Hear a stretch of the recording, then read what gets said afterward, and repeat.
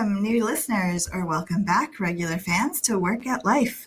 Whether you're an employee or an employer, or you just care about the topic, this is a show for everyone who believes that work should be just as fulfilling as life outside of work, and that the way to get there is through building more human workplaces. What's different about our show is that we look at burning issues through the lens of both the individual and the organization.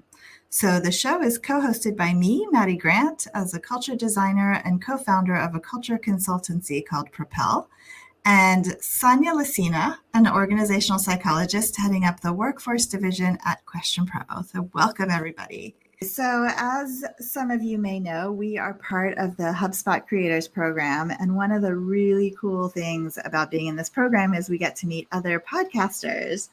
And so today we have a super special guest who is a fellow podcaster. And so we're going to talk about some just really cool stuff that she's actually doing with her podcast. And well, you'll see. So Ashley, would you please introduce yourself and tell us a little bit about your podcast, and then we'll dig into our conversation. Absolutely. So happy to be here. I'm Ashley Menzies-Babatunde. I'm an attorney born and raised in Los Angeles. I am super excited. I love storytelling. And so I have a podcast called No Straight Path. It's all about the highs, the lows, and the lessons learned. And we just look at the human stories behind millennial success, all the way from the beginning, the ups and downs, the setbacks, the pivots. And I just love hearing stories because I think it really helps inspire other people. So it's been such an exciting journey. So happy to be here. And I've loved connecting with both you, Maddie and Sonia. So thank you for having me. You're welcome. And listeners, you can immediately see why we thought Ashley would be an awesome guest on our podcast, because it's completely aligned with the stuff that we talk about. So as usual, we'll kick it off with a data point, as we like to do. So Sonia, you want to go ahead with that?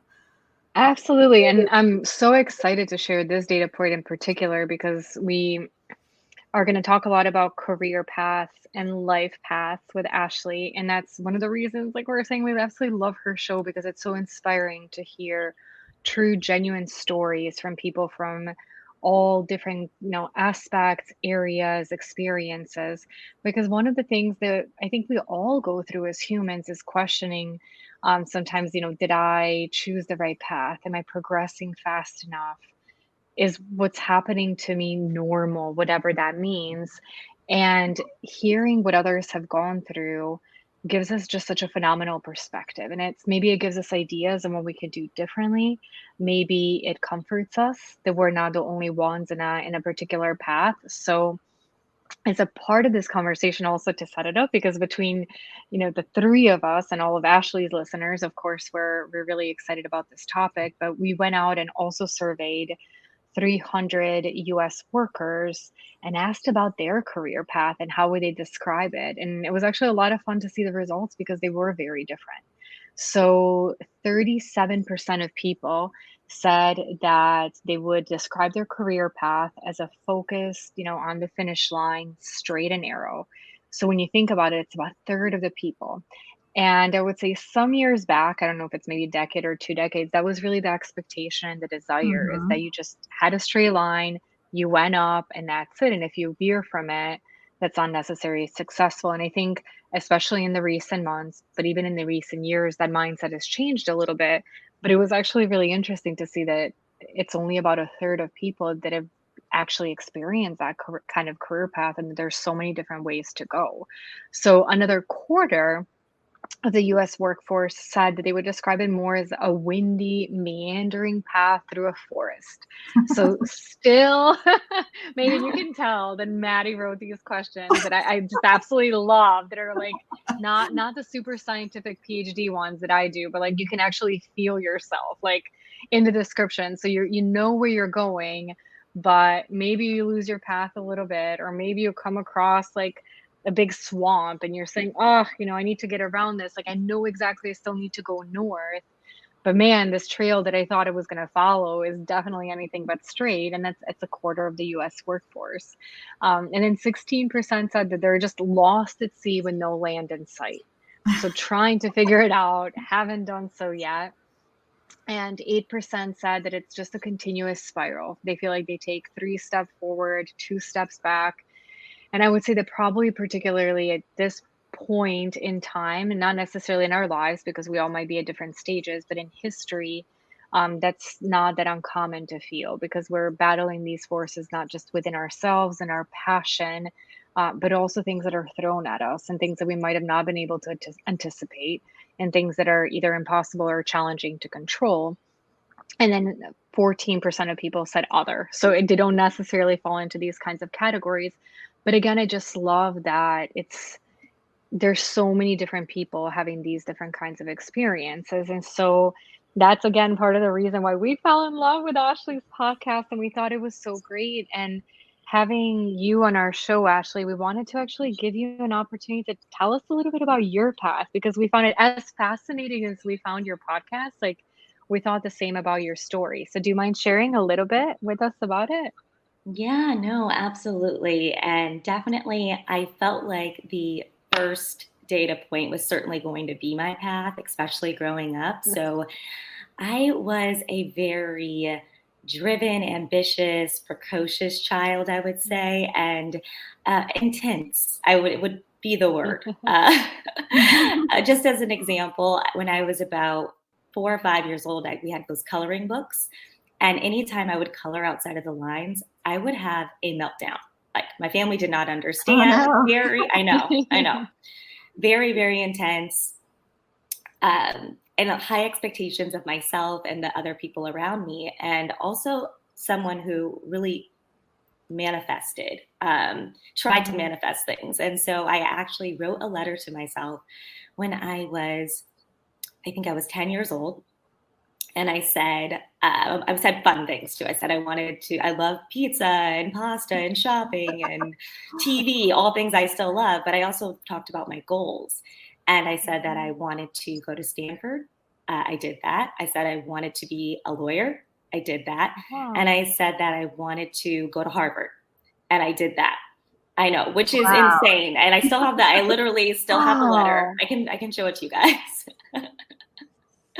So Wow, that's incredible. yeah, so I was someone who, had this plan. And for most of my life, it certainly worked out.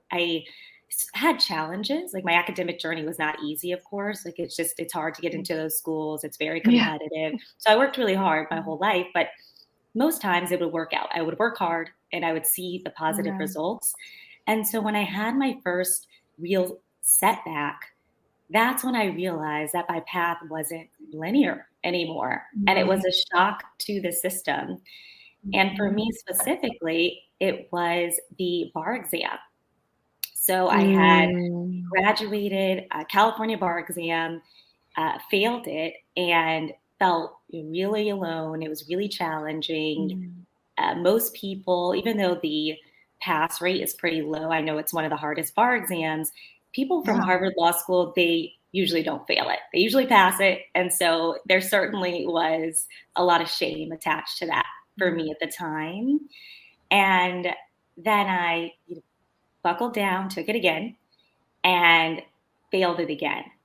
And that was so challenging because my job was on the line and I just had a lot of anxiety because I was just someone who I just had never experienced it. I'd gone from teaching, I was a legal writing advisor at Harvard. I'd done very well. So I was teaching other Harvard law students how to write. And then I go on and won awards and everything. And then I go on and fail this exam. So I think it was just a shock to the system. But thankfully, with a lot of support from my friends and family, and I think just not having the job on the line anymore worked. And my current husband, he was my boyfriend at the time. He also was studying. He's a year below me. So we got to study together. I got to pass it with him. We got sworn in together. And Oh, yeah.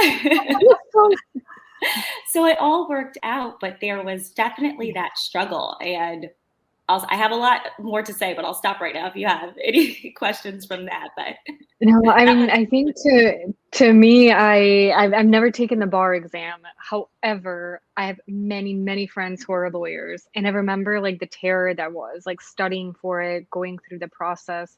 And so I very much like, I feel like I can empathize with you and like feel for you because for somebody that follow like all the rules, like it sounded like in your career in your life, and every time you were, told this is what you need to do and this will happen, that would be such an incredible, like just like you said, shock to your system. I can't even articulate any better than that. But what's interesting, and I think in your story to follow, is that somewhere in the universe and the stars, somebody knew that's what you needed. Because somebody knew, like, hey, you have all of these other things figured out, and life is going to be so unpredictable sometimes, and it's going to be so hard, and there are going to be things out of your control that, although in some ways it would be great for you to pass the first time around, the person that you will become going through this experience Yes. will be infinitely more beneficial for you than starting your job a little bit earlier than you had anticipated. And I know, like, probably if somebody had said that to you or I said that to you when it happened, you would have wanted to slap me and you would have had every right to. It's Yes. more like hindsight is 2020, right? So like I understand I would have never said that to you at the time because it's not what somebody really maybe wants to hear in the moment. But it's so refreshing to hear you reflect on it in that kind of way. Because again, I think for anybody that listens to your story, all of us have gone through really challenging things and maybe of different magnitude and different kind, and maybe sometimes as defined as an exam and sometimes maybe a little less. But it's almost sometimes a grieving process. And the more we can get through it and understand what we gained from it, the better it is. But I think for people to hear stories like yours, like you almost never know when something's going to click for someone and when they're going through a big challenge and they're going to hear one story that they're going to like, yes, I Yes. get that because she sounds so down to earth and it's not somebody that's in a soapbox telling this and I can really associate with her. So thank you for sharing that.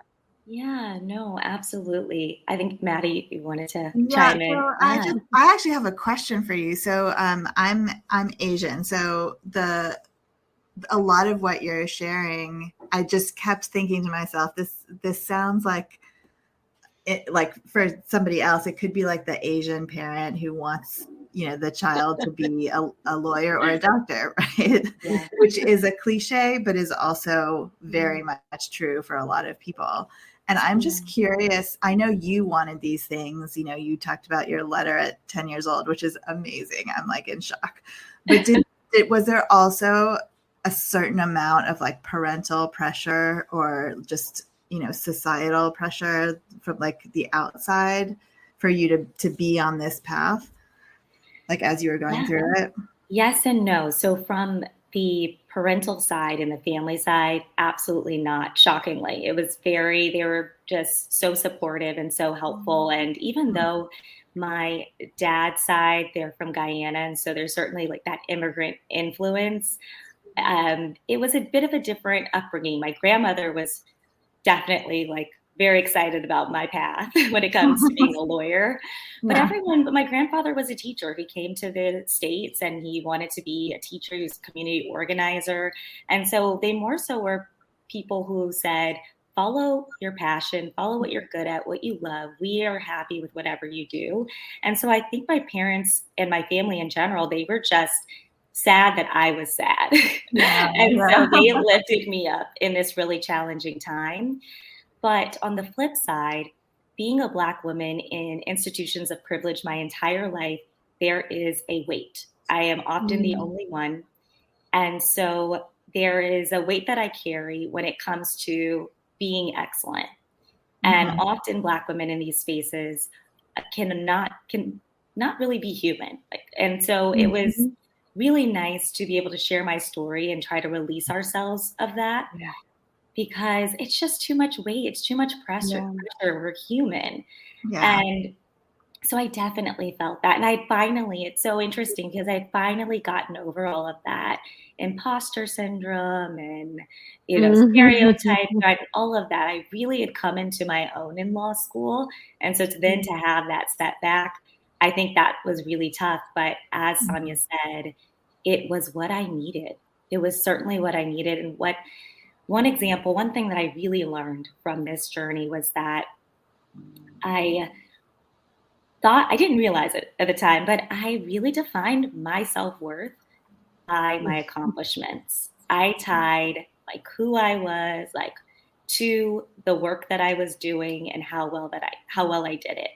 And so when that was taken away, it felt like it was taken away at the moment. I felt like I didn't know who I was. And so coming out of that, I realized that I'm not defined by my accomplishments, nor am I defined by my failures. I'm defined by the human qualities that helped me overcome the failures and succeed and accomplish the things that I aim to do in life. So it's really those qualities, and those qualities never go away, right? You know, like money Right. comes and goes, titles can come and go, but like who you are to your core, that's the most important thing. And so it was an Yeah. invaluable lesson, and I'm so grateful for it.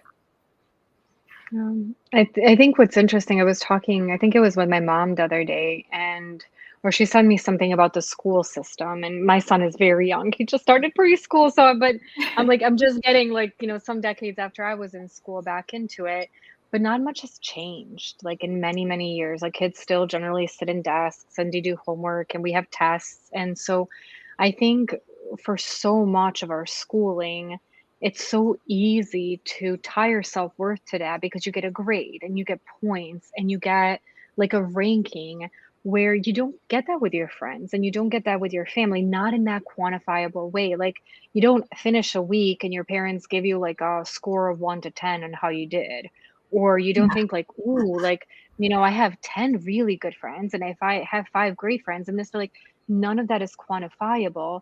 And so I think what happens and what's interesting is like in some ways I think it's because the way the life is set up, it's almost this rite of passage that it's after we finish school and the life dynamics start to change that we start to realize exactly what you said.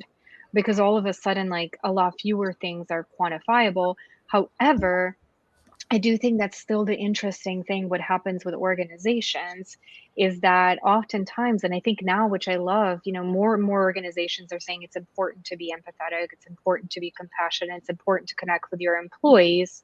However, most of us still get our bonuses and our pay raises depending on how much, you know, for your profession, like billable hours. For us, maybe it's invoicing, revenue. So it's like we want you to be this kind of leader and we want you to be this kind of colleague. But really, like at the end of the day, your paycheck and how much you take home will be tied to more quantifiable goals and more transactional and business goals. And so I think that's what in the business world, I think still makes it a little challenging for us to not continue to tie our feeling of self-worth to something that's so much more tangibly quantifiable than like how many of my colleagues really enjoy working with me? How many of my colleagues dread when they're like, "Oh my God, I have a meeting with Sonia." Like, no, she's a terror. I don't want to have this meeting. You don't get Yeah. to find out a lot about that. So I think it's everything that you're saying. I think it's so interesting for the individual. And it'll be so interesting to see how educational institutions and how organizations too can in a way change that setup because I don't think it makes sense for us to define ourselves by these tangible accomplishments because to your point like we're so much more than that and the impact we have on the world is so much bigger than that. I 100% agree. And I think specifically, like you said, in my profession, you are defined by the billable hour. And so Mhm. even though it's not, you don't say that on the website, it's defined by citizenship and, hard work and some of these other principles, Yeah. you are really ultimately, just because of the business goals of the company, it's the billable hour. And so you kind of have to take yourself outside of that and just know who you are and move through the place. Like, what are people saying about you? Which I agree, Sonia. Like, are you a good person? Are you a leader? Do you help out with your team? Things like that, those intangible qualities that may not be measured. I do think one thing that firms are doing, which I think is great, especially just the big law firms that have the billable hour, is they're trying to tie some of these billable hours to these more soft skills, which are really important. So one example is the diversity and inclusion hours. So now firms they're allowing some of your diversity and inclusion work to actually go towards your billable hour, which has Wow. been Wow. really amazing, really Yeah. amazing. Because as someone like me, so I came into my firm when I first started, was it now? Oh, like 4 years ago, I was the only Black associate in that particular office. And so that can be tough. And for me, I'm a outgoing person. I love to recruit and talk to people and support people. I was doing a lot of that work. That work wasn't tied to the billable hour. I'm not getting Yeah. paid for this. It's not really valued. And so the fact that they were able to create a system like that to at least have some of that work go to the billable, I definitely think has been really helpful. So I'm excited to see what other companies can do to try to value these more soft skills within the Yeah. workplace, because I think it's going to go a long way. Yeah. What do you think about tying the billable hour to things like, client relationship building or stuff like that? Is there some of that in your firm, in your world? Yes, that's another initiative. We're hoping to get all of this stuff passed in lots of law firms. It's called pitch work usually. And so it's certainly considered, I think, when it comes to bonus time. I don't know how many firms have done it. I don't think it's really tied to the billable hour in the same way that your billable work is. But Yeah. I do know at least that there's been this push to track it, to look at it. And then when bonus time comes around, they certainly consider it. So let's say if you're below your hours, the threshold, but then you have a lot of pitch hours that would push you over. Most reasonable firms should give you that bonus. Yeah. Mom. Yeah, it's It's funny because a lot of the changes, like we talk about, building more human workplaces, which is also, something you care a lot about, obviously. But it seems like a lot of the way to get some of these changes to happen is through kind of small, like, system or process tweaks, just literally doing things a little bit differently can kind of open the doors to just a really different and more kind of human way of working. Yeah, it's like the small things end up being the big things Right. later Yeah. on, or leading to the big things. Yeah. Mm-hmm. Yeah. And sometimes the big changes are scary to make for an organization, especially when some of the things are so closely tied to the bottom line. And for better or worse, most organizations, especially if they're public, are evaluated by that, like fully by the stock market and such. But then you start to have these smaller initiatives, at least. And that's what we were talking about one of the episodes with GA in a different context. And she was saying, there are some of these small things I do, but they don't necessarily maybe add up to something bigger. And we're saying, but they will. Like maybe it's a safer way to try something and change something. But then when you see the positive outcome and the organization notices and it's willing to almost maybe have like, I think it's my kid, but I'm thinking of like Legos and these tiny building blocks, and Mm-hmm. everyone can be so small, but you can build something really big with it. But then if you have to adjust, you can take just one small piece out and maybe put something back, and now the whole thing crumbles. And so maybe that's a way for organizations to think about it. It's like you're building something, and not everything has to be these giant leaps. And especially like I think in industries and organizations that are more traditional, getting somebody's buy-in on something really big is going to take a really long time, and it might not even fly. You might end up like, I'm just reading like a business book, and this woman was giving an example in the organization where she worked that things would take like 1, 2, 3 years, and they might never pass. Like we don't have that luxury anymore. Like things around us are moving too Yeah. quickly. Um, so it's encouraging to hear at least those smaller steps, because I think in some ways they might be like they have a greater chance of success and they might be more sustainable. And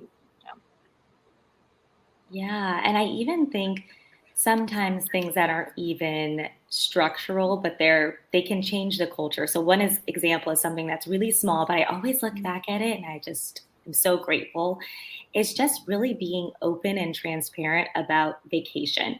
I think in really inherently traditional professions like law, like investment banking, where there's long hours and really high client demands, saying that you're taking a vacation, like, is a little scary. Like It's a little frowned scary. upon. Yeah. And so that's certainly changing, especially with the pandemic. We've got emails from our firm, take your vacation. Things like those small things are really helpful. And I remember it was my 30th birthday. We had some really big witness interviews coming up for one of my cases. And so I was going to push my birthday in Mexico. And so I called the senior associate on the case and I said, hey, I have my birthday. When do you think these will happen? I can move it. Let's talk about dates. And she said, do not move your birthday celebration. We will figure it out. We'll provide coverage. You might have to hop on one call. I'm so sorry. But like either way, you need to go. And then she explained to me that 2 weeks before, she was in Costa Rica with her family, had no idea. She said, yeah, you know that call that we were on and we were running through? I was in Costa Rica with my family. You have to take the time. I was like, oh, which was so nice. And so I think that right there, I took that vacation. It was the end of 2019, right before the world shut down. And I am so grateful because that was one of the last trips I got to take and be with all of my best friends. And it was literally like a 5-10 minute conversation with a senior associate that changed that trajectory for me. So those little transparent moments can really start to change the culture if people start to talk and share their stories and just share like, this is how I'm being human in this job. Yeah. Oh, you're so right. And I think the assumptions we make as humans, especially like sometimes maybe if we're new to an organization or we're new to a career, for whatever like reason at that moment we're doubting ourselves and we don't want to take a risk. Like so many times we make those assumptions to be a lot more cautious and to say, well, I don't want to anger someone, I don't want to upset someone.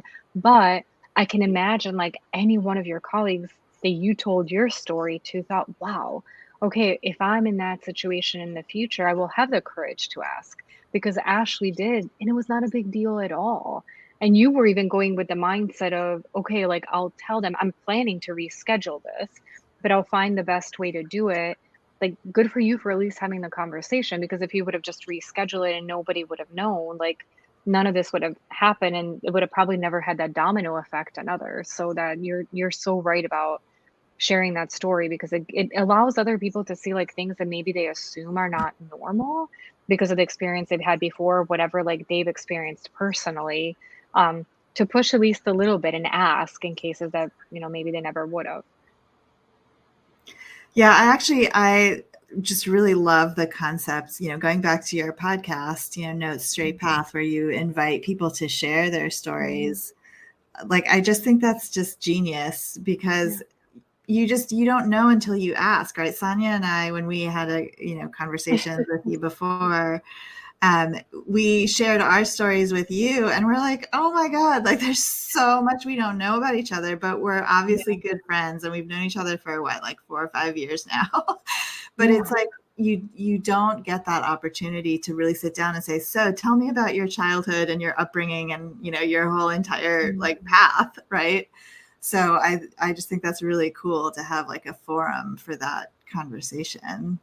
Do you want to tell us a little bit more about the podcast and like, the kinds of people who come on it or any like aha moments, like interviewing people, anything like that? Yeah. Well, first, I would just like to say that I can relate when it comes to just interviewing my friends. So I started with just interviewing my friends, and I realized there were certain parts of their story that I did not know about, which was so surprising and interesting. And it's because, we don't take that time to connect and get the full story, the full humanity of even the people that we know and love. And so it's been like a really great personal growth experience for me. But more generally, we have everyone. And I'm excited. We have so many stories. So we've got the story of the doctor who had a similar experience with, failed board exams and overcomes all of that to do amazing work, not only as a doctor, but also as a community organizer, as a writer. We talk about grief. We have the pro football player who makes it to the height of his career and realizes he doesn't love it. And everyone is confused by that and makes a pivot and becomes his first show that he ever pitches becomes a hit series on CW, All American. And now he's a full-time producer and writer. So sometimes, you might even take that straight path. His was like that straight path of what he wanted to do and then realize, okay, this isn't really giving me the value that I need anymore. And we talked to politicians. It's election season coming up, and how did they make that journey? So definitely, what I love about it is I'm not limiting it to one profession, because I think we can really learn from everyone's story, because we all have that human connection. So it's been really fun for me to kind of get outside of my legal community and talk to lots of different people. But I think the main things are really setbacks we talk about, pivots, the doubts that you might have, really just fascinating, interesting stories. So even if you're not in a particular place in your career, you're everything's fine. But you like a good story, you can tune in. And finally, one thing I do like to do is I'll do some solo episodes where I do provide some career tips and life tips, and usually based on my personal stories and some of the stories of the people that I've interviewed. Nice. I love it. Well, look at that. We're at like overtime, like every single episode. But I think that's actually a perfect way to end. And yes, highly recommend everybody go check out No Straight Path. It's really great. And Ashley, do you have any sort of final thoughts for us as we kind of close out today's episode? I'm just grateful. Thank you guys so much. I really enjoyed this conversation and the one last week. And I'm just really happy that the HubSpot Creators Program brought us together, because you guys are so inspiring, Maddie and Sonia. So thank you. Oh, thank you so much. It's so lovely to get to know you. And we're just so excited to see all the things ahead. And hopefully, HubSpot gave us an opportunity to create a great friendship and help each other along this wild, I don't know, Maddie, how you describe the past, winding, passionate, adventurous road ahead. So definitely feel so fortunate to have you now by our side, as well as somebody we know to experience the life in the most beautiful way possible. Yes. Yeah. And bye, everybody. Bye, listeners. Bye. Thank you. Bye. Thanks, Ashley. Thank you.